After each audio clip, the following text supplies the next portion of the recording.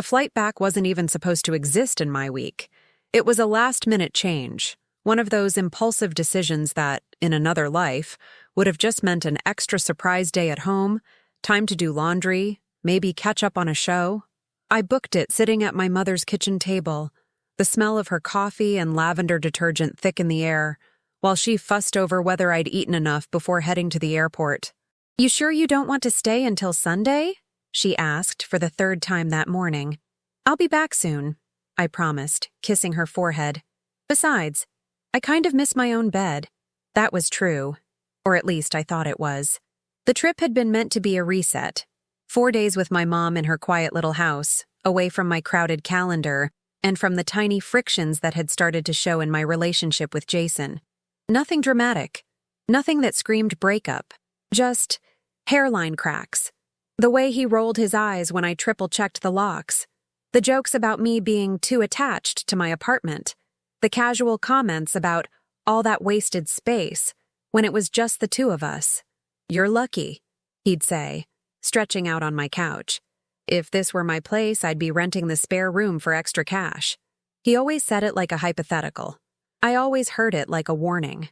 At the gate, waiting to board the earlier flight, I texted him. "Got an earlier one. Home tonight instead of tomorrow." 3 dots appeared, then disappeared. A minute passed, another. Finally, his reply popped up. "Nice, babe. Didn't expect that. I've got a late thing tonight, might not see you until tomorrow. Don't wait up." I stared at the screen for a second longer than necessary. A late thing. No details. No emoji. No, "can't wait to see you." Just logistics. It wasn't enough to fight about, but it was enough to make me slip my phone back into my bag with a little knot in my stomach. Maybe we do need this space, I thought. Maybe coming home early is a bad idea. But the ticket was already booked. The flight itself was uneventful, the way flights are when the universe is saving all its drama for when you land. I half slept, half scrolled, drifted in and out of thoughts about work, about whether I'd left any food in the fridge that might now be acting as a science experiment, about whether Jason would at least be at my place in the morning. By the time I grabbed a rideshare from the airport, the sun was down. The city outside the window glowed in that familiar, anonymous way. Neon signs, brake lights, people walking dogs under street lamps. Home. Or at least, the place that was supposed to be home. We turned onto my street, and that was when I felt the first real twinge of something I couldn't name yet. There were more cars than usual. My building wasn't the kind that attracted a lot of visitors. It was mostly young professionals, older couples who liked the quiet, people who politely nodded in the hallway but rarely invited you in. Parking could be tight on weekends, sure, but this was a random weeknight. Yet as we rolled closer, I counted 3 cars I didn't recognize lined up along the curb near the entrance. Probably nothing, I told myself. Someone having friends over. A neighbor finally hosting that dinner party they'd been talking about in the elevator for months. The driver dropped me off at the front. I thanked him, slung my bag over my shoulder, and stepped into the lobby. The second twinge hit there. The lobby smelled different. Not bad, just different. A stronger mix of perfumes and colognes than usual, like too many people had walked through in too short a time. The bulletin board had a new flyer about short-term rentals not permitted under building policy, printed in bold red letters by the condo association. I frowned. I hadn't seen that before I left.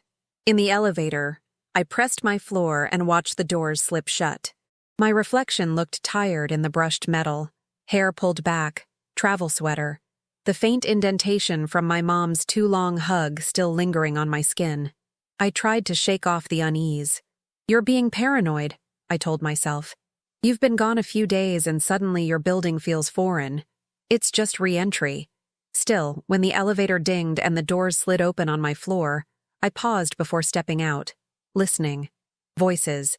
Not the muffled, familiar TV sounds I occasionally heard from my neighbors.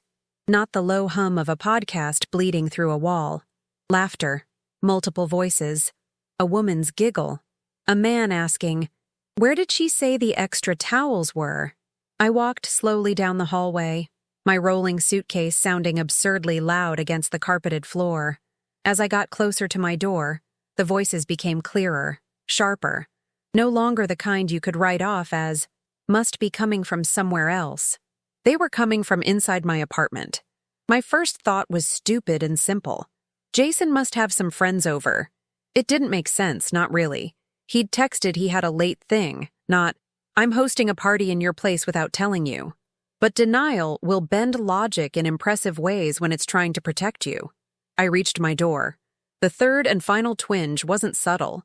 It was a punch. The deadbolt I always locked, a little ritual that Jason liked to tease me about, wasn't turned. The metal was in the open position. The small magnet-mounted security bar I used at night was resting against the wall, untouched. And there, taped just above the handle, was something that did not belong in my world at all. A printed sheet of paper with a QR code and the words, Welcome, Wi-Fi, Home Away, Haven Password, Ask Host. My stomach dropped so fast it was like missing a stair in the dark.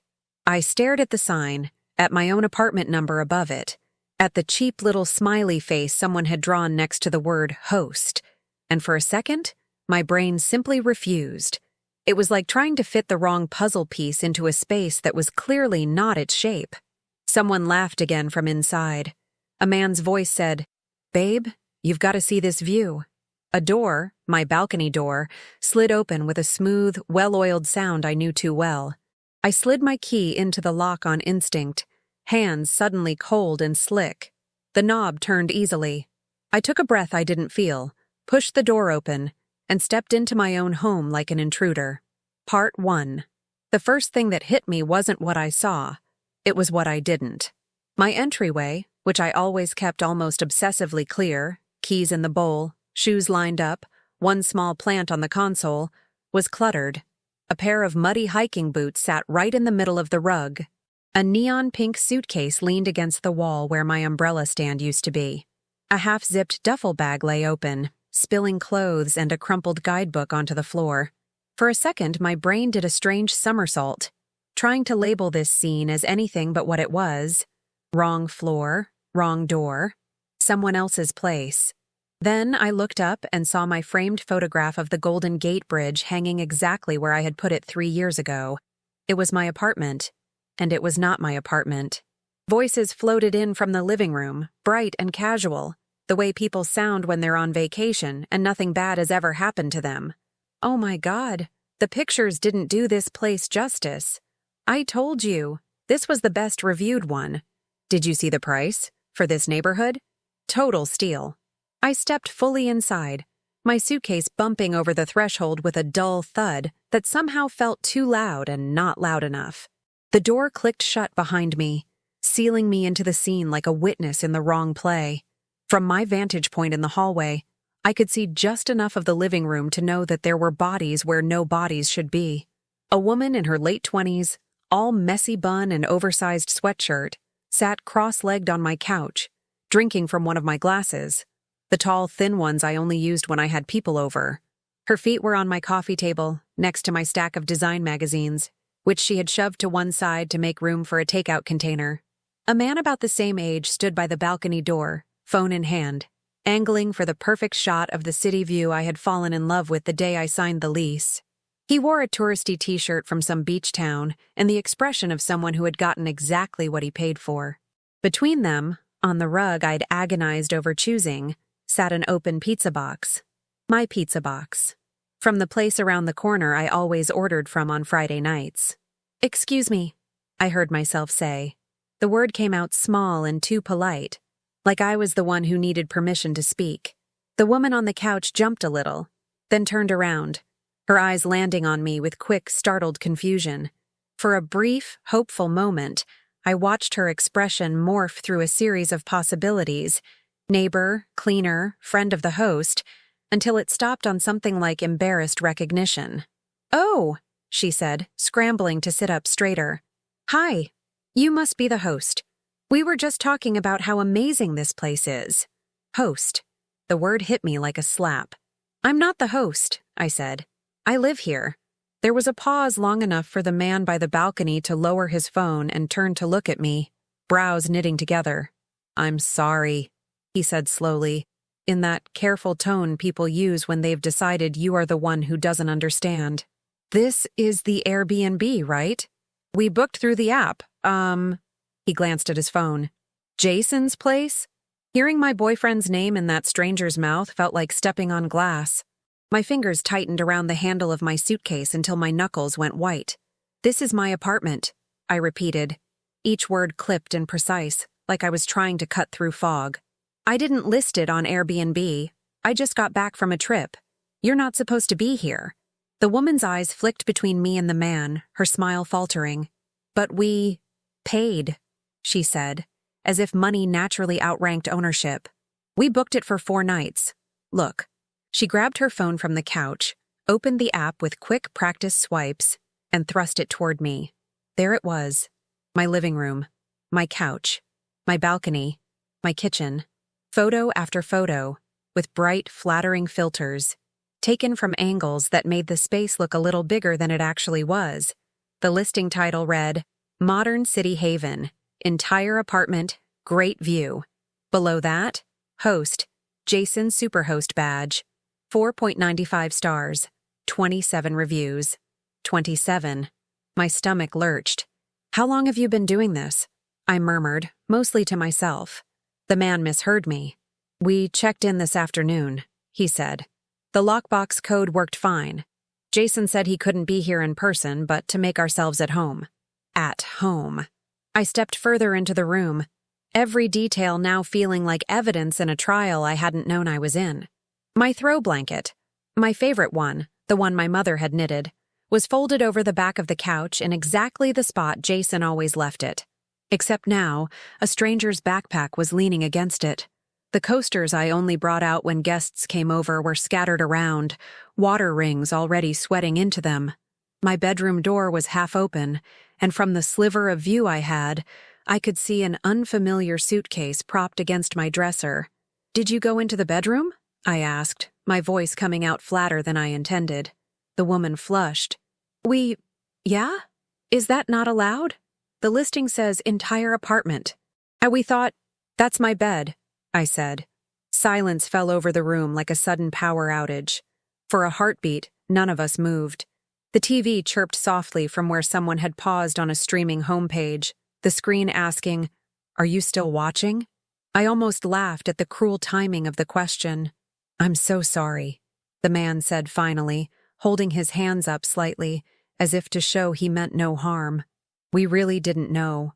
We just saw the listing, paid, got the confirmation. We thought it was all legit. We can leave if—" I closed my eyes for a second, fighting the urge to scream at the wrong people. They were intruders, yes, but they were also customers. They had been sold my life as a short-term experience. "This isn't your fault," I managed. "You didn't know, but you can't stay here. Not tonight. Not at all." The woman bit her lip. "We don't really have anywhere else to go," she said quietly. "We flew in from out of state. Everything else around here was so expensive." Her voice wobbled, and I felt a fresh wave of anger.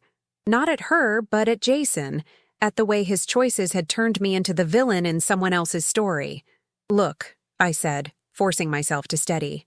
"I'm going to call the building manager and Airbnb. They need to know what's going on. In the meantime, you can—" I glanced around, my mind racing. I wanted them gone, and also didn't want to literally throw them into the hallway. "You can wait here while I make some calls, but you're not sleeping in my bed tonight. That's non-negotiable." The man nodded quickly. "Of course, we get it. We're so sorry. We really thought—" "I know," I said, cutting him off. He's good at making things sound believable. I walked into the kitchen, my kitchen, and pulled out my phone with shaking hands. Behind me, I could hear them whispering, the rustle of them gathering their things, the muffled ping of a message on someone's device. On my screen, the Airbnb app loaded with a familiar logo I had only ever used as a traveler, never as anything else. I searched for my address. There it was, my home, commodified and rated, with a long list of glowing reviews praising Jason for being so responsive, so chill, such a generous host. One of them read, "Felt like staying in a friend's place while they were out of town. So cozy and personal. We'll definitely be back." My vision blurred for a moment at the edges.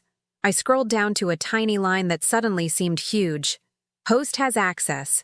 May stop by during your stay. I wondered, with a fresh, sick twist, how many times he had stopped by when I wasn't there. How many sets of strangers had slept between my sheets, cooked in my pans, opened my cabinets and peered into my fridge, all while I went about my life thinking I was sharing my space with one person. From the living room, the woman's voice drifted in, soft and uncertain. Do you think she's going to report him? Yes, I said out loud, to them and to myself, as I tapped the Report This Listing button and then opened my contacts to find Jason's name. I am. Part 2. The first call I made was not to Jason. It was to the building manager. By the time he arrived, 15 tense minutes that felt more like an hour, the couple had migrated to the far end of the living room, speaking in low, uncomfortable tones, their suitcases half-zipped, their pizza abandoned. They kept apologizing every time our eyes met, as if they'd personally broken into my life instead of being ushered into it with a confirmation email and a 5-star rating system. When Mr. Alvarez knocked, I nearly sprinted to the door. He stepped in, taking in the sight of the strangers, the luggage, the welcome sign still taped outside. His expression went from puzzled to furious in 3 seconds. "Ms. Parker," he said, turning to me, "what is going on here?" "That," I said, my voice steadier than I felt, "is exactly what I'd like to know." We moved to the kitchen island, the couple hovering awkwardly near the hallway. I handed him my phone, open to the Airbnb listing. He squinted at the screen, then blinked. "You didn't," he started. "No," I said. "I didn't." His jaw clenched as he scrolled. "This is a violation of the condo rules," he muttered. "No short-term rentals. We sent memos. We put up notices." "The flyer downstairs?" I asked. "About short-term rentals being prohibited?" He nodded grimly. "We printed those after some complaints about activity, noise, people coming and going." He looked up at me, guilt flickering in his eyes. "We thought it was one of the units on the other side. I had no idea it was yours." The idea that there had been activity tied to my home without my knowledge made my skin crawl. "How long has this been going on?" I asked. He hesitated. "We only started getting complaints a couple of months ago, but if this listing's been up longer, we can check," I said. I took my phone back, thumbed the screen with a new, sharp purpose, and tapped on the host Jason profile. It opened a page with his smiling profile picture, one I'd taken, I realized with a jolt, on a weekend trip to the coast. I'd framed the shot. He'd framed my home. Below his name was a line, "Hosting since 2022. My heart dropped into my shoes. 2 years, I whispered. Mr. Alvarez frowned. "What?" "He's been a host for 2 years. I scrolled further, swallowing hard. And this isn't the only listing. There were 3 properties on his profile. One was mine, clearly. Another was a small studio I didn't recognize. The third was a cozy room in shared space, with photos that, when I looked closely, showed my living room from slightly different angles, before my last furniture rearrangement. He'd been listing my place as both entire apartment and shared space. Depending on whether I was there, maybe. Depending on what I didn't know. I tapped the reviews section for my unit, the one I knew was mine because of the distinct pattern of my rug and the art on the wall. "Let's see what your guests have to say," I murmured. They read like postcards from a parallel universe. "Loved staying here. Felt like a real home, not some sterile rental. So many personal touches. Host was super chill. Let us check in early and leave our bags after checkout. Great communication. Fantastic location. You can tell someone actually lives here. Books, art, real kitchen." We tried to be respectful. Only downside. Neighbors seemed cranky about people coming and going. Not very friendly. I felt physically ill. For 2 years, people had been walking through my front door, sleeping in my bed, commenting on my taste like I was a brand instead of a person. They had praised Jason's communication using a phone number that I suddenly realized must have rung in this apartment while I was at work, at dinner, in the shower.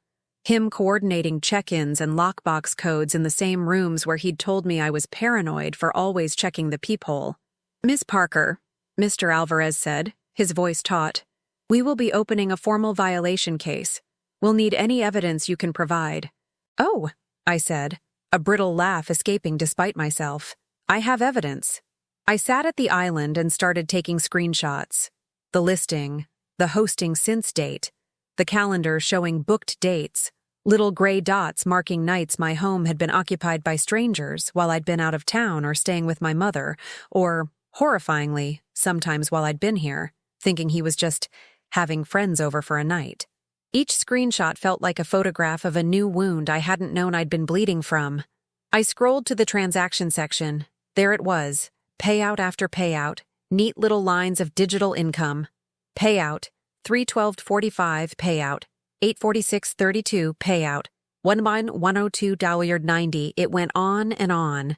Thousands upon thousands of dollars, all flowing into an account that was not mine, generated by a space I paid for. How did you not notice? Some cruel voice in my head asked. How did you not see more people in the hall? More noise? But I had noticed. I'd just explained it away. Weekend weddings, visiting relatives, the city getting busier. And any time I'd made an offhand comment like, there seemed to be a lot of new faces around lately, Jason had shrugged and said, that's apartment living, babe. I took more screenshots. I made a folder. I named it Jason Evidence. Then finally, I opened our text thread. Up at the top was his last message. Nice, babe. Didn't expect that. I've got a late thing tonight. Might not see you until tomorrow. Don't wait up. I stared at those words for a long moment, then typed, how long have you been renting my home behind my back?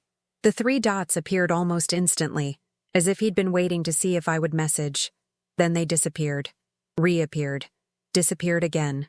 I pictured him somewhere across the city, phone in hand, calculating. He finally replied, whoa, let's not do this over text. I felt my jaw tighten. Do what? I wrote.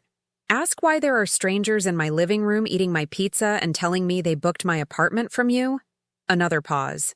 Then, okay, calm down. I can explain. I've been meaning to talk to you about this. Have you? I typed, fingers flying. For 2 years? My phone rang.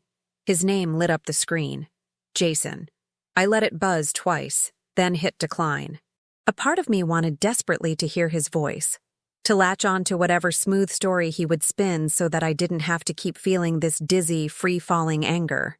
But a larger part, the one that had just made a folder labeled Evidence, knew better. He texted again. Please just answer. You're freaking out and you don't have the full picture. I laughed out loud at that. The couple glanced nervously in my direction. Mr. Alvarez crossed his arms, eyes on me now, waiting. The full picture, I muttered, taking one last screenshot of his message. You mean the listing photos you took of my bedroom? I started scrolling further back in our chat history, hunting for any reference to hosting, to extra income, to side hustle. There were hints in hindsight. Comments like, I've got something in the works that's going to help us out, and you worry too much about money, I've got us. At the time, I'd assumed he was talking about getting more private yoga clients, or maybe finally launching that online course he'd mentioned. Now, I saw them for what they were, foreshadowing in a horror story I hadn't realized I was in. Behind me, my uninvited guests shuffled awkwardly. The woman said tentatively. Should we go? We can try to find a hotel. I turned to them, suddenly aware of how they must feel, caught between their plans and my reality. I'm sorry this is happening to you, I said, meaning it. It's not your fault. I'll call Airbnb and explain. They should relocate you or refund you. You shouldn't be out more money because of what he did. She nodded, relief warring with guilt in her expression. We really are sorry, she said again. We had no idea. I nodded once, then looked at Mr. Alvarez. Can you stay while I call? I asked. Just in case this escalates. He gave a short, firm nod. I'm not going anywhere. I stepped into my bedroom, my violated, recontextualized bedroom, and shut the door behind me. The bed was neatly made, but not the way I made it. My pillows were in the wrong order. The throw at the foot was folded differently. There was a faint, unfamiliar perfume in the air, floral and sweet, clashing with the clean linen scent I usually chased. On my nightstand, my framed photo of my mother had been moved 2 inches to the left to make room for a stranger's phone charger. That tiny shift, that stupid small movement, broke something open inside me. I sat on the edge of the bed, took a breath that felt like it scraped my lungs, and dialed Airbnb support. While their hold music played in my ear, I opened JSON evidence again, paging through the screenshots. Listing, reviews, payout history, host profile, condo notice about short-term rentals. His "let's not do this over text." Piece by piece, the story assembled itself not as a misunderstanding, not as an "oops, I thought you knew," but as a long, deliberate betrayal. He hadn't just listed my home. He'd built an entire side life inside it, a parallel career as a superhost, complete with ratings, routines, and strangers praising him for his hospitality in a space he did not own, did not pay for, and had never respected. When the support agent finally picked up and asked in a bright, scripted voice, "How can I help you today?" I realized that for the first time since walking through my front door, I knew exactly what to say. "My name is Emily Parker," I replied, "and I just came home to find out that my boyfriend has been illegally renting out my apartment on your platform for at least 2 years without my consent. I have proof. I need this listing shut down. I need his account flagged. And I need you to document every single booking tied to this address." As I spoke, my eyes landed on the reflection of myself in the mirrored closet door. I looked furious. I looked tired. But underneath that, for the first time since this began, I also looked something else. I looked done. Part 3. The morning after I discovered the listing, my apartment felt like a cross between a war room and a hotel checkout desk. The couple had left at dawn, rolling their suitcases out with the soft, apologetic quiet of people sneaking out of a party that had gone bad. Airbnb had promised, after being escalated, transferred, and put on hold 3 separate times, to temporarily suspend Jason's listing while they investigated the situation. "Just to confirm," the last supervisor had said, her voice careful, "you are the legal tenant, but your name is not on the hosting account?" "That's correct," I'd replied. "I pay the rent. He collected the money. We'll need documentation from you," she'd continued. "Lease agreements, any proof that you did not consent, correspondence with the host if possible." "Oh," I'd cut in, a bitter edge in my tone. "I have correspondence." Now, in the sharp light of day, the rest of the consequences started to arrive. Mr. Alvarez knocked again, this time with a folder in his hand and a look that said he'd been up late too. "We need to talk," he said. We sat at my kitchen table, which suddenly felt like a negotiation desk. He opened the folder and laid out a series of documents, copies of the building bylaws, my lease agreement, and printed emails from the condo association. "Short-term rentals are explicitly prohibited in this building," he said, tapping a highlighted section. "Anything less than 30 days is considered a violation. We sent these policies out when you moved in, and we've resent them twice this year." "I know," I said quietly. "I read them. I agreed to them. I didn't do this." He nodded, but his expression stayed grave. "I believe you, but the board is concerned.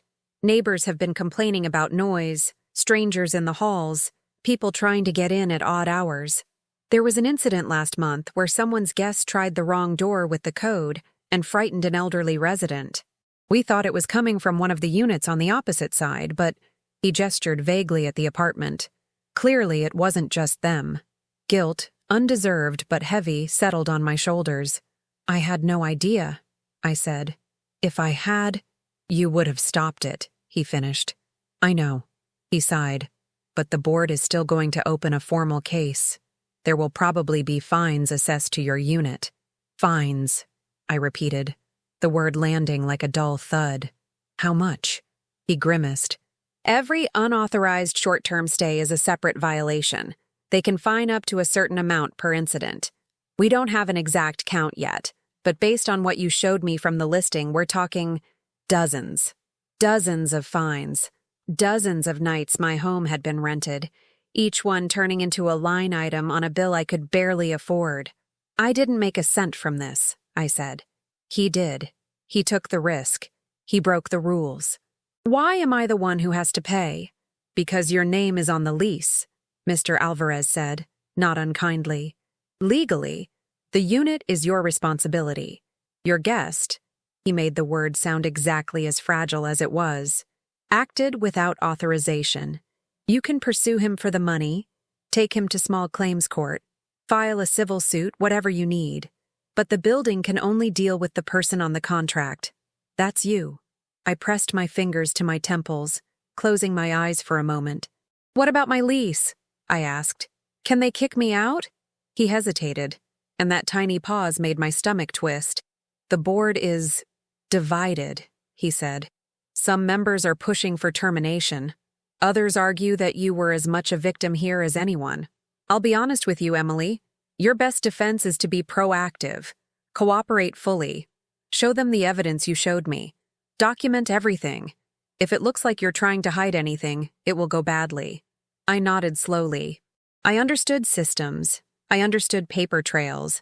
I understood how structures, architectural or bureaucratic, were held up by rules, even when those rules felt monstrously unfair.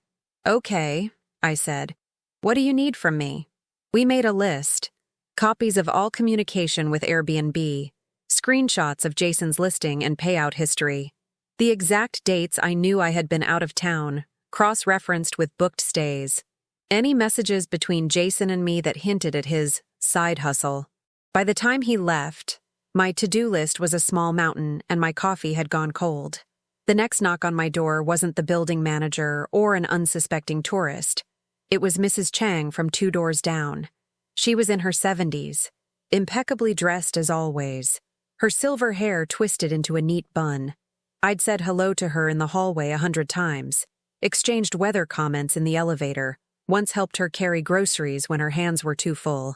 I had never seen her look angry. Until now. Miss Parker, she said sharply, bypassing any pleasantries. We need to talk. I swallowed. Of course. Please come in. She stepped into the apartment, her eyes scanning the space with a kind of tight, controlled disapproval. I knew something was wrong, she said. People in the hallway with suitcases at midnight. Strange men knocking on my door by mistake. Noise at odd hours. I told my son it was not normal. He said I worry too much. But I knew. I'm so sorry, I began. I didn't know he was your boyfriend, she cut in, her accent clipping the word. Jason, the one always with the yoga pants and the loud laugh. Yoga teacher, I corrected weakly, then realized how irrelevant that was. Yes, him. She shook her head, lips pressed thin. He told my granddaughters once in the elevator that he was hosting travelers from all over the world. He sounded very proud. I thought he meant friends. I didn't know he meant this. Her gaze pinned me like a nail. We chose this building because it is quiet, she said. Because it is safe. Because we do not want strangers with keys to our home. Do you know how frightened I was when a drunk man tried my door at 2 a.m, punching in the wrong numbers on the keypad? I called security. They came. He said, "Oh, sorry, wrong apartment. I'm staying with Jason." My throat tightened. I didn't know, I said again, the words starting to sound hollow even to my own ears. I swear to you, Mrs. Chang.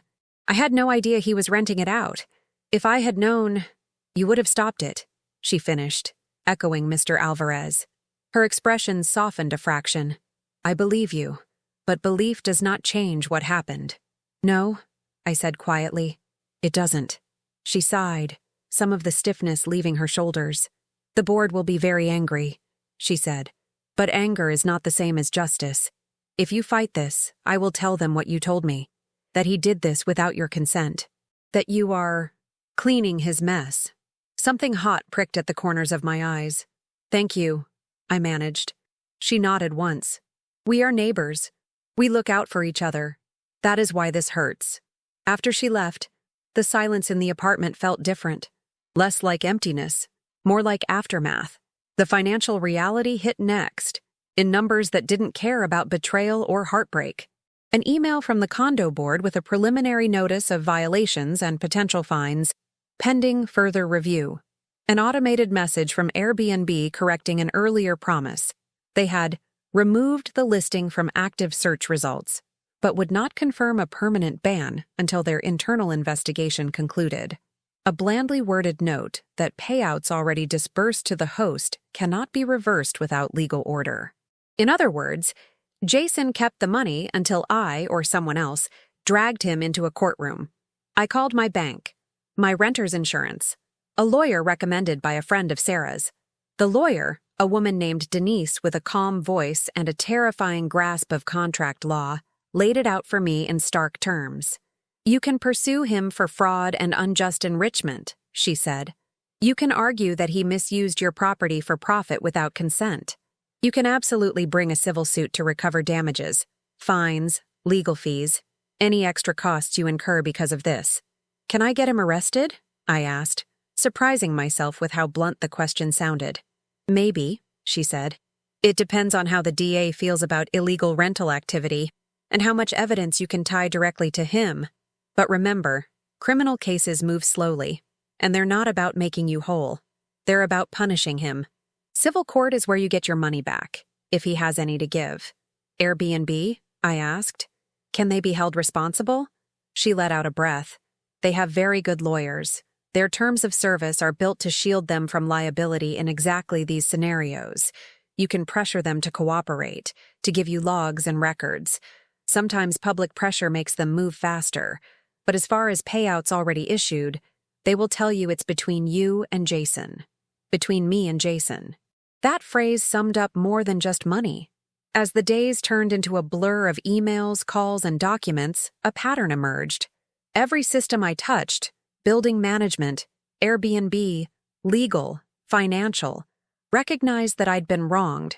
Every person I spoke to said some version of, "This is awful. I'm so sorry. I can't believe he did this." And yet, in almost every case, the path to fixing it ran through me. My time, my energy, my credit, my record with the building. He had set the fire. I was the one filling out forms for the insurance. On the third day, I got a text from an unknown number. "Hi, Emily. This is Sophie from Airbnb Trust and Safety. Just wanted to let you know we've permanently removed the listing associated with your address and restricted the host account pending further review. We're also flagging your address to prevent future listings without additional verification. Thank you for bringing this to our attention." I stared at the phrase, "your address," and "our attention," and wanted to throw my phone. It wasn't their attention I wanted. It was my life back. But buried underneath the frustration was something else. A small, stubborn clarity. Every email I wrote, every screenshot I saved, every conversation with a neighbor, a manager, a lawyer, each one was a brick. Not just in the case against Jason, but in the boundary between who I had been before this and who I refused to be after. He had turned my home into a revolving door for strangers and profit. I was going to turn the mess he left me with into a record of what I would, and would not, allow again. Part 4. Jason finally stopped hiding behind text messages on a Sunday afternoon, 3 days after I'd found strangers in my living room. In those 3 days, my phone had filled with variations of the same 4 sentences from him. "Can we talk? Not like this. You're blowing this out of proportion. I was going to tell you." He alternated between them like he was shuffling a deck of excuses. I ignored the calls, responded to a few messages with cold logistical replies. "The listing is down. The building knows. I've talked to a lawyer." And nothing more. I refused to give him the stage. He gave himself one. At 2:17 p.m., my intercom buzzed. I walked over, my heart thudding, and pressed the button. "Yeah? It's me." His voice, thin through the tiny speaker, still had that familiar warmth baked into it. The casual California drawl that had once sounded like safety. Now it sounded like a trick. "I'm not letting you in," I said. A beat of silence. "Okay," he said too quickly. "Then come down. We can talk in the lobby. I'm not leaving until we do." Of course he wasn't. The man who had rented out my life without asking wasn't going to suddenly develop a respect for boundaries now. "Fine," I said. "Give me 5 minutes." I didn't spend those minutes on makeup or clothes. I spent them on composure. I checked that my phone was charged and in my pocket. I mentally reviewed what my lawyer had said about confrontations. Don't threaten things you're not prepared to do. Don't agree to anything verbal. Don't let him turn this into a feelings conversation when the issue is actions. When I stepped into the lobby, he was leaning against the far wall, wearing the same easygoing uniform he always did. Soft t-shirt, joggers, sneakers. He looked like he'd just come from teaching a yoga class, relaxed and limber. His hair was tied back. He gave me the half smile that had once made my knees weak. "Hey," he said, like we'd just bumped into each other at a coffee shop. I stopped a good 6 feet away from him and crossed my arms. "Why were there strangers in my bed, Jason?" The smile flickered, then dropped. He exhaled, rubbing a hand over his face. "You're really opening with that, huh?" "Yes," I said. "Because that's the headline, isn't it? While I was out of town, while I was staying with my mother, while I was going to work believing I had a home, you were renting my bedroom to strangers. So let's start there." He looked around the lobby, as if checking for an audience, then took a step closer. I didn't move. "Okay," he said slowly. "You're angry. I get that. But can we not do this like a courtroom cross-examination? Can we talk like two people who care about each other? Did you care about me when you listed my apartment on Airbnb without telling me?" I asked. His jaw tightened. "It's not that simple." "It is exactly that simple." He sighed, dropping his gaze for a moment. When he looked back up, the performance began. "Em," he said softly, "you know how hard things have been. For both of us. After your husband died, after you took on all those extra projects just to feel something again, you were drowning in work. You were lonely. I was trying to help. I saw an opportunity to take some pressure off. I just jumped on it without telling you first. That's on me. I should have looped you in earlier." "Earlier," I repeated, my voice dry. "Like when you made the listing, or when you got your first payout, or sometime in the last 2 years. He winced. 2 years makes it sound worse than it was. Does it? I tilted my head. What number would make it sound better to you? 1 year? 6 months? Only 8 guests? Give me the spin you rehearsed on the way over." The easygoing facade cracked for the first time. "You're twisting this," he snapped. "You always do this. You take something and make it sound like the worst-case scenario." "The worst-case scenario," I said evenly, "was a drunk stranger trying Mrs. Chang's door at 2 in the morning because he thought he was staying with Jason. The worst-case scenario was someone getting hurt in my apartment and the liability landing on me. The worst-case scenario was a man I trusted deciding my boundaries were optional." He threw up his hands. "This is what I mean. You go straight to disaster mode. I screened people. I didn't just let anyone book. I was careful. There were never any real problems." "Except the part where it was completely illegal in this building," I said. "Except the part where my lease prohibits it. Except the part where you put my home, my credit, my record with the board, all of it, on the line without my knowledge. You gambled with my life, Jason. And now that the house of cards is falling, you want to talk about my tone." He took a step closer again, lowering his voice. "I did this for us," he said, the words slow and deliberate, as if he thought he could hypnotize me with them. "Think about it. The extra money? I was planning things, trips, investments. You're always stressed about bills, about the mortgage. I found a way to make your place work for you." "My place was already working for me," I shot back. "By being mine. By being the one place in the world I could walk into and know that everything in it was there because I chose it. You turned it into a side hustle. You turned my grief and my need for stability into inventory. That is so unfair," he said, his voice rising. "You have no idea how much I did to keep this going smoothly. Cleaning after guests, dealing with check-ins, solving problems at 3 in the morning. In my apartment," I interrupted, "while I was asleep in my apartment, thinking I lived with a boyfriend, not a business partner." He scoffed. "You act like this is some huge violation, but open your eyes, Em. Everyone's doing this. Half the city is on Airbnb. Teachers, nurses, single moms. People are hustling. I was just using what we had." "We?" I repeated slowly. "Whose name is on the lease?" He hesitated. Yours, he admitted. Whose name is on the Airbnb host account? He didn't answer. I'll help you, he said instead, switching tactics so fast I almost got whiplash. With the fines, with the board, with whatever. I've got savings. Some of the payouts. I can move money around. We'll show them we're fixing it together. It'll look better if we present a united front. We, I said again, tasting the word like something spoiled. There is no we here. You did this alone.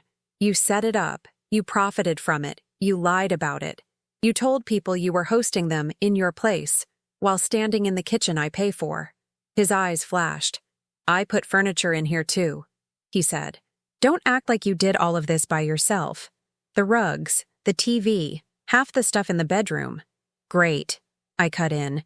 You can have the rug and the TV. I'll stack them neatly by the door when this is over. You don't get to use a throw pillow as leverage for 2 years of deception. God, you're being dramatic, he said, laughter edging into his voice, cruel and familiar. This is what I meant when I said you have control issues. You cling so hard to everything. It's just space, Em. 4 walls. People slept here for a few nights. No one died. I felt something inside me go very, very still. Do you hear yourself? I asked quietly. You are standing in the lobby of a building where an elderly neighbor was terrified by one of your drunk guests at 2 a.m., telling me that no one died. So it's fine. He opened his mouth, then closed it. I didn't know about that, he muttered. Because you didn't care to know, I said. You didn't care about the neighbors. You didn't care about the rules. You didn't care about what this place meant to me. You cared about the payouts and the ego boost of being a superhost. He flinched at that. You're making me out to be some cartoon villain, he said. I'm not a monster. I never meant to hurt you. You just did it anyway, I said. Over and over. Every booking was a choice. Every time you saw a review praising how personal and cozy the place felt, you could have told me the truth. You didn't. He tried one last angle, the one that had worked on me before. I love you, he said, and for the first time since this started, his voice cracked. I screwed up, okay? I should have handled it differently, but I was trying to build a future. For us. You're really going to throw everything away over this? Everything. He meant the late-night conversations, the shared meals, the mornings when he brought me coffee in bed. He meant the version of us that had existed in my head, the one where he was chaotic but kind, reckless but fundamentally loyal. He meant the story I had told myself about finally finding someone after my husband died, someone who made me feel less alone. I thought of the reviews again. Felt like staying in a friend's place while they were out of town. We'll definitely be back. He hadn't been building a future for us. He'd been monetizing my present. Yes, I said. He blinked. What? Yes, I repeated, the word landing with a calm finality that surprised even me. I am going to throw everything away over this, because the thing you're calling everything is not what I thought it was. You turned my home into a business without my consent. You put me at legal and financial risk. You lied with your actions every single day you didn't tell me. That is not a foundation I can build anything on. He stared at me, searching my face for a crack, a hesitation, a place where he could wedge in one more argument. You'll regret this, he said finally, the warmth draining from his tone. You're letting your paranoia win. No one else would walk away from what we had over some rental technicality. That's the thing, I said. This isn't a technicality. And I'd rather be alone in an apartment I can trust than share a bed I don't recognize anymore. I pulled my keys from my pocket, the metal cool against my palm. Your access is revoked, I said. To my home, to my accounts, to my life. The building knows. Airbnb knows. My lawyer knows. If you set foot on this property again without permission, it stops being a breakup and starts being a legal problem. Do you understand me? His jaw worked. For a second, I thought he might push it, call my bluff, lean into the version of me he was used to, the one who flinched at conflict, who softened when he said he loved me. Instead, he laughed once, harsh and humorless. Wow, he said. You really are an architect, huh? Always have to have the last word. Always have to be the one in control. Not always, I said. Not before. But now? Yes. He shook his head, gave me a look that was half hurt, half contempt, and walked past me toward the door. As he yanked it open, he turned back one last time. "Good luck fixing all of this on your own," he said. "Don't come crying to me when the board kicks you out." "I won't," I said. The door closed behind him with a hollow click. For a moment, I just stood there, listening to the receding echo of his footsteps in the stairwell. My hands were shaking, my heart racing, but underneath the adrenaline was something else, something steady. I went back upstairs to my apartment, to the place that was no longer a revolving door for his side business. I slid the new deadbolt I'd had installed 2 days earlier. The sound it made was small, simple, a boundary, clicking into place. Part 5. The first thing I did after Jason walked out of the lobby wasn't cry or call Sarah or pour a drink. I went to the hardware store. It felt almost absurdly mundane, stepping into a fluorescent-lit aisle lined with doorknobs and deadbolts while my life still hummed with adrenaline. But there was something grounding about it, too. In a world where so much of the damage had been invisible, digital listings, quiet payouts, private messages, these locks were gloriously, reassuringly solid. A clerk in a red vest approached me, giving the half-curious, half-bored look of someone who has seen every kind of home project panic. "Can I help you find something?" he asked. "Yes," I said. "I need to change my locks." He nodded, like that was the most normal sentence in the world. "Full sets or just cylinders?" "Full sets," I said. "Front door, balcony door, storage closet. And I want a deadbolt that doesn't match anything I've had before." He led me down the aisle, gesturing toward a display. "These are good. Grade 1, pick resistant. You can rekey them yourself if you need to. We've got smart options too, Wi-Fi, keypads, app controls." At the mention of apps, my stomach tightened. My life had been controlled enough through screens lately. "No Wi-Fi," I said. "Not this time. Just keys." He handed me a box. It was heavier than I expected, comfortingly so. Back at the apartment, I set the bag on the kitchen counter and looked around. The place still wore the faint scars of the past week. An extra chair out of place, a water ring on the coffee table, the echo of unfamiliar voices now replaced by my own quiet. I took a breath and got to work. Changing a lock is part mechanics, part ritual. Unscrew the old hardware, pull out the cylinder that has known too many hands, slide in the new one, tighten everything down, test the turn. I'd watched enough videos and helped my dad enough times as a teenager that my fingers remembered even when my brain was buzzing. With each click of metal on metal, something in my chest eased. This key will never have been on his ring. This bolt has never turned for his hand. When I finished the front door, I tested it 3 times. Open, close, lock, unlock, until the motion felt smooth and reliable. Then I moved to the balcony door, then the small storage closet where he used to keep his yoga props and extra gear. By the time I was done, my hands were streaked with graphite, and the sun had shifted across the floor. I gathered every old key I could find, on hooks, in drawers, at the bottom of bowls where he'd dropped them absent-mindedly, and placed them in a glass jar. Old access. Contained. I wasn't sure yet what I'd do with them. Part of me wanted to throw them off a bridge. Another part wanted to label them Exhibit A. For now, it was enough to see them gathered together. Useless. The physical locks were only the beginning. The next layer of my life had never felt as exposed as it did when I sat down at my laptop and opened my password manager. I hadn't realized, until I started scrolling, how much Jason had woven himself into the soft infrastructure of my life. He had my Wi-Fi password, obviously, but also my streaming logins, the shared grocery app, the rideshare account we sometimes used on his phone when his own credit card was maxed out. I'd given him my laptop passcode once when I was cooking and needed him to just pull up that email. I'd logged him into my Spotify so he could play his playlists on my speakers. Little conveniences, tiny trust falls. None of them had seemed consequential at the time. Now they all looked like open doors. I started with the essentials. Email, new password, 2-factor authentication turned on, backup codes printed and stored in a folder he would never see, online banking, new password, old devices removed, Alerts turned on for any login attempts from unknown locations. Cloud storage. Access revoked on his tablet and his phone. Shared folders unshared. Then the home-adjacent apps. Smart thermostat. Package delivery account. Building access app that opened the lobby door with a swipe. Some of them showed his device explicitly. Jason's iPhone. Jason's MacBook. I removed them one by one, each tap a small reclamation. Others were more insidious.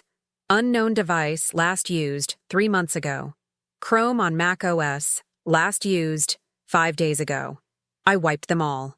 With every change, I imagined him somewhere, trying to open a door that no longer responded, trying to log into an account that abruptly demanded a code he didn't have. The thought didn't make me feel vindictive. It made me feel proportional. This was not revenge. This was math. He had subtracted my safety. I was subtracting his access. I logged into the Airbnb traveler account I'd used over the years and checked, just in case, that no one had somehow linked my name to his hosting profile. It was clean. My reviews were all from trips I'd actually taken. Great guest. Left the place spotless. One host had written a year ago. If only I'd had the same courtesy extended to me. I clicked over to the email thread with Sophie from Trust and Safety, confirming again that his listing was down, his account restricted, the address flagged. Is there any way to prevent someone else from listing this place without my knowledge? I had asked in my last message. She'd replied, we've added a note to your address that will require additional verification for any future host listing. While we can't guarantee against all misuse, this should significantly reduce the likelihood. Significantly reduce the likelihood was not never again, but it was a start. After hours of digital triage, I finally leaned back in my chair, my neck stiff, my eyes burning from staring at screens and small text. The apartment around me was quiet. The new lock sat, unassuming in the doors. My phone had been blessedly silent since the confrontation. I thought I was done.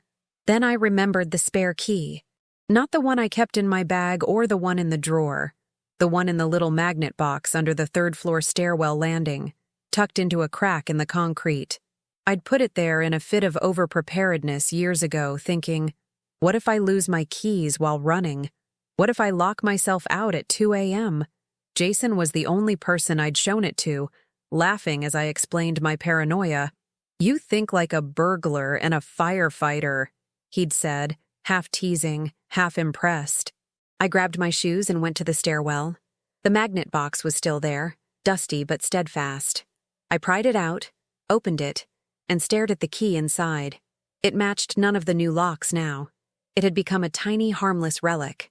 Still, I closed my fingers around it for a second, acknowledging the version of myself who had hidden it there, so sure that being prepared was the same as being protected, so certain that the people she trusted would never use her own caution against her. On the way back, I passed Mrs. Chang's door. For half a second, I considered knocking, updating her on everything. The new locks, the suspension of the listing, the confrontation with Jason. But it was late, and I was tired, and some updates could wait. Back inside, I put the spare key in the same jar as the others. Old entry points, neutralized. There was one last frontier I'd been avoiding. Not because it was technically complicated, but because it was emotionally loaded. Photos. On my phone, Jason's face was everywhere. Selfies on the couch, group shots at parties, a picture of him cooking in my kitchen, shirtless, flipping pancakes like he owned Sunday mornings, him on my balcony, sunrise painting the city behind him, him sprawled on my bed, pretending to meditate while one eye peeked open to see if I was laughing. I sat on the rug, back against the couch, and started scrolling. Delete, delete. Keep, delete. Keep surprised me sometimes. A picture of my mom and me he'd taken. A shot of the view from a hike that had nothing to do with him. I refused to let his presence infect every happy memory I'd had in the last 2 years. But the ones where he was the point of the frame, the center of gravity, went into the trash with ruthless consistency. I knew from experience that healing wasn't as simple as swapping out locks and passwords. Grief didn't obey logistics. It would sneak up on me weeks from now in the form of a song on a playlist, a forgotten t-shirt at the back of a drawer, A question from a well-meaning acquaintance. "Hey, how's Jason?" Still, there was power in cleaning the stage before the next act. When I finally put the phone down, the apartment felt emptier, but not in the same way it had when the guests left. This emptiness felt intentional, like a cleared work surface before a new project. I stood and walked to the front door. Hand on the new deadbolt, I turned it slowly, listening to the solid slide of metal into place. Then I unlocked it, locked it again, testing, confirming, memorizing the sound. These were my keys now, to my home, my accounts, my story. Jason hadn't just lost access to my apartment. He'd lost access to the part of me that believed boundaries were negotiable if someone seemed charming enough. Taking my keys back wasn't just about hardware or passwords. It was about finally, fully believing that my safety was not overreacting, my instincts were not paranoia, and my right to control who crossed my thresholds, literal and figurative, did not require anyone else's approval. For the first time since this began, when I walked down the hallway to my bedroom, I did not picture strangers behind the door. When I turned off the lights and lay down, I didn't feel like a guest in my own life. I felt like the owner. Part 6. If you'd told me, before all of this, that I would ever willingly say the words short-term rental again without flinching, I would have laughed in your face. For a while, that was true. In the weeks after Jason's exit and the building's formal reprimand, the idea of anyone else sleeping in my home, legally, illegally, politely, quietly, made my skin crawl. I practically snarled at a hotel commercial that dared to use the phrase, "Your home away from home." My apartment became my bunker. I went to work, came back, cooked simple meals, watched shows in silence, nested in the routines I could control. Friends asked how I was, and I gave them the same answer. Tired, but okay. Sarah, who knew better, brought over takeout and sat with me on the couch, sometimes talking, sometimes just existing in the same room so I didn't feel like the only person left on my planet. The building board eventually made their decision. I kept my lease. The fines were reduced after they reviewed the evidence and heard from Mrs. Chang and Mr. Alvarez. They agreed I had been blindsided, but they still held me responsible for a portion of the penalties. A painful reminder, as one board member put it, to be more careful about who you give access to, as if I'd needed the financial equivalent of a slap to learn that lesson. I paid what I owed in installments, each transfer a little more of a severing between old chaos and new order. My lawyer filed the civil suit against Jason. Airbnb sent a longer, more formal email about their investigation and steps taken to ensure the safety and integrity of the community, which read like it had been written by 5 people and a committee. None of that felt like a turning point. The real shift came on a random Tuesday afternoon, when Sarah forwarded me a link with no context and 3 fire emojis. It was an article from a mid-tier news site. Woman returns from trip to find boyfriend renting out her home on Airbnb. The story was not about me, but it could have been. Different city, different couple, same premise.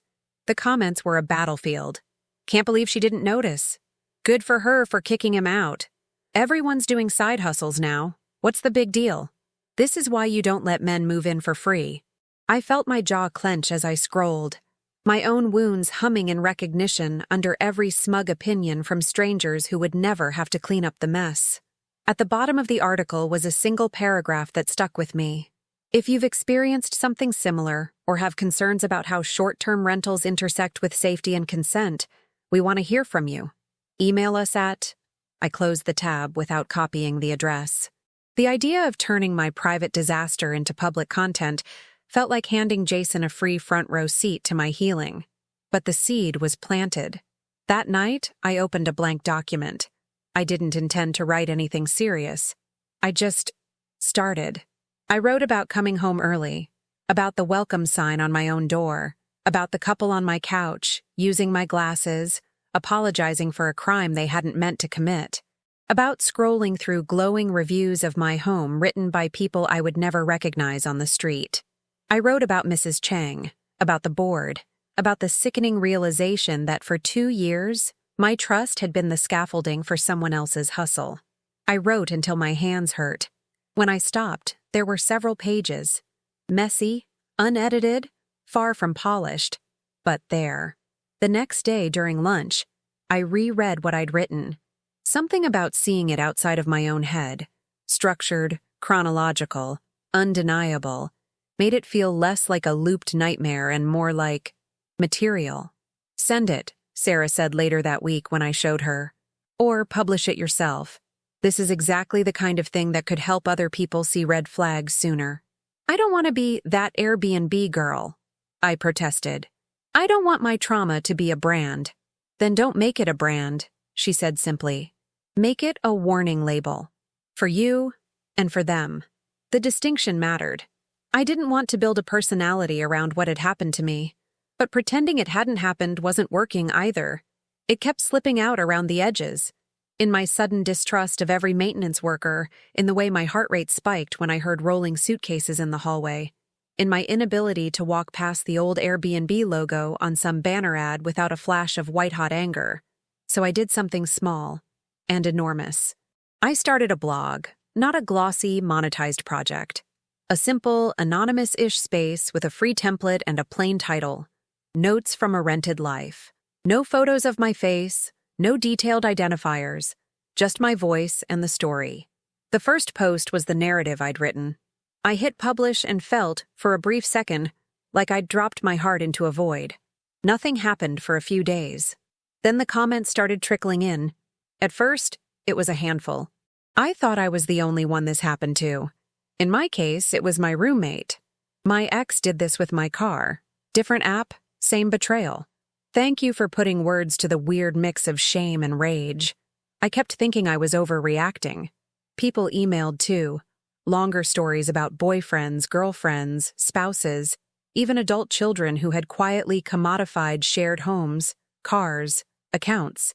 Anything that could be turned into a revenue stream without a conversation. I wasn't alone in the pattern.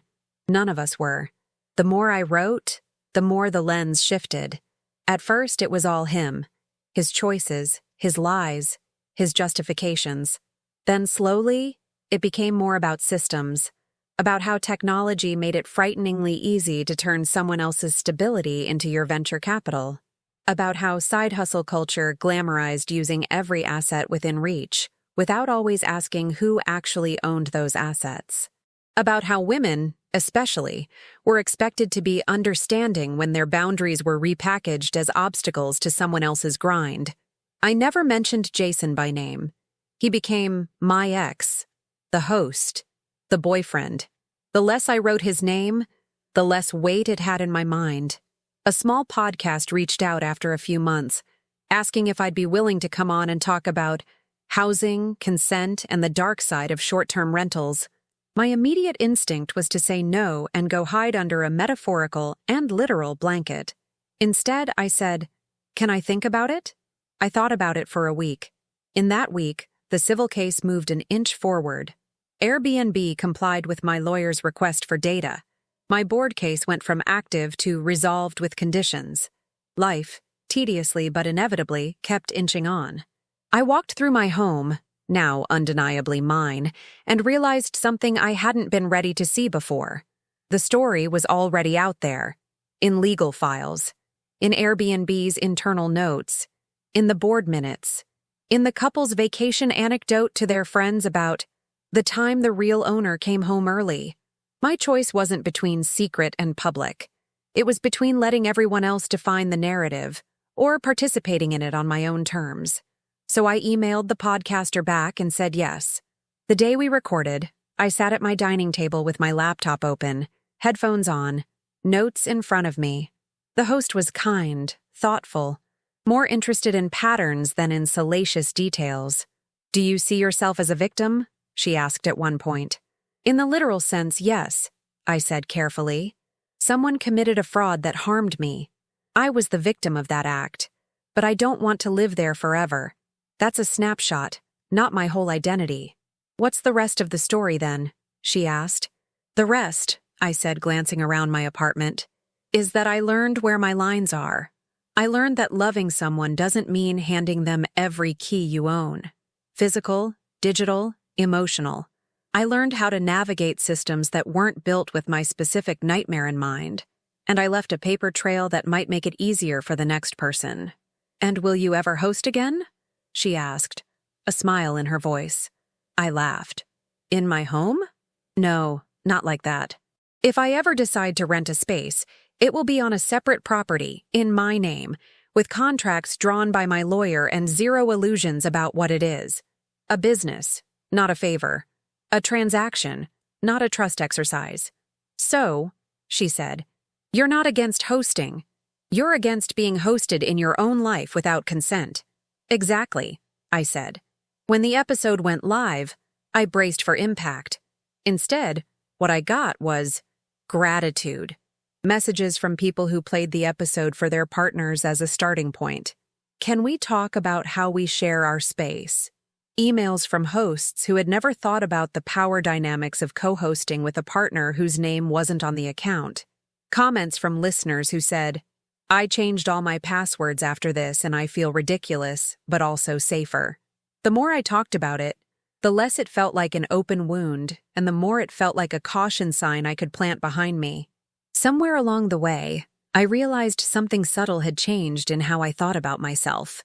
When I walked into my home now, I no longer narrated it in my head as the place he rented out behind my back. It was the place I reclaimed. When I locked the door at night, it wasn't a nervous, double-checking ritual. It was a quiet, proud click of authorship. I hadn't become a landlord in the literal sense. I never did list my home again. Every time I hovered over the idea of doing it right this time, my chest tightened, and I stepped away. That was okay. There were other ways to build security that didn't involve letting strangers into my bedroom. But I had become, in a strange, hard-won way, the landlord of my own life. I decided who got access and on what terms. I decided which stories to tell and which to archive. I decided when to open the door and when to leave a message on the other side saying firmly, "No." If you strip away the apps, the accounts, the contracts, that's what all of this had really been about. Ownership. Not just of a lease, but of a self. Jason took something from me that I can never fully get back. That original, unblemished trust in the sanctity of my home. But what I built in its place was not just a set of stronger locks. It was a spine.